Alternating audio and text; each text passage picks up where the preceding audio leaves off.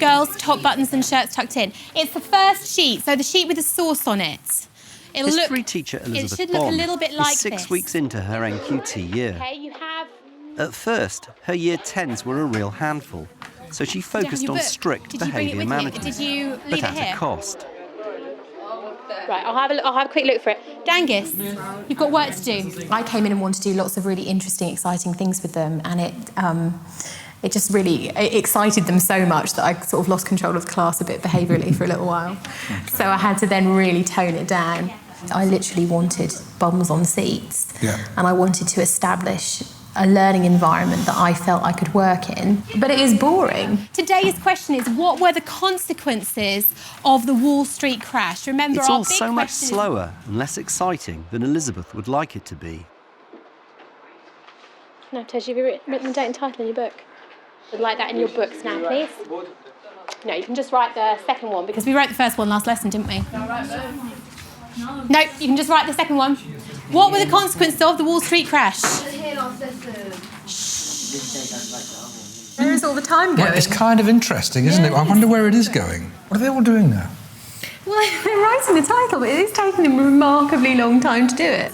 And it's all these little questions. Should I write the learning objective? No. And then someone else puts their hand up. Should I write the learning objective? No. There's another kind of classroom that I sometimes see going around. The whole lesson plan is up on the whiteboard. And then at regular intervals, the teacher's returning to the learning objectives. It's great, we got to the end of activity 2, and we got to the end of activity 2 with 20 minutes to spare, and I've got the clock on the board. You've got to do those add-ins, you know, the timers and the clocks and the whistles and all that kind of stuff. Absolutely. So you've got two really good points there. It's a mixed ability class with differentiated worksheets. Some students are working, but it's hard for Elizabeth to keep them all on task. I want you to explain to me how they are linked together. So if you're saying that the Wall Street crash relates to the banking crisis, right? What's going on there? The work's differentiated, they can do it. I wonder if they know what's expected. Somewhere else in the country, there's a teacher saying, by the time you finish this, you have a chart completely filled in that looks like this. And I think this is going to take 5 minutes. And 5 minutes after the work started, that teacher's gone around, she's picked up someone's work and says, this is what we're talking about. Ahmed's got 3 blocks filled in, and listen to some of the phrasing that he's used. Yeah. So that, for me, the first step with a group like this is they need some exemplars. They need to know what the success criteria is. Absolutely. They need to see the fox, or whatever the right analogy is. They need to know what it is that's expected of them. Up on the board, I have 2 characters. I call them Sid and Sam. You can call them whatever you like. As you can see, Later in the lesson, Elizabeth artist. uses a cartoon to help the students assess their I haven't learning. got a lot of money in the bank. But as usual, she keeps a very firm lid on the behaviour. Listen. There's absolutely no reason for you to be talking at the moment. Okay, so I need everybody really focused. I'm going to ask you to do this quietly on your own. Yeah, I just read. Right, can I reiterate year 10? Nobody should be talking. Shh.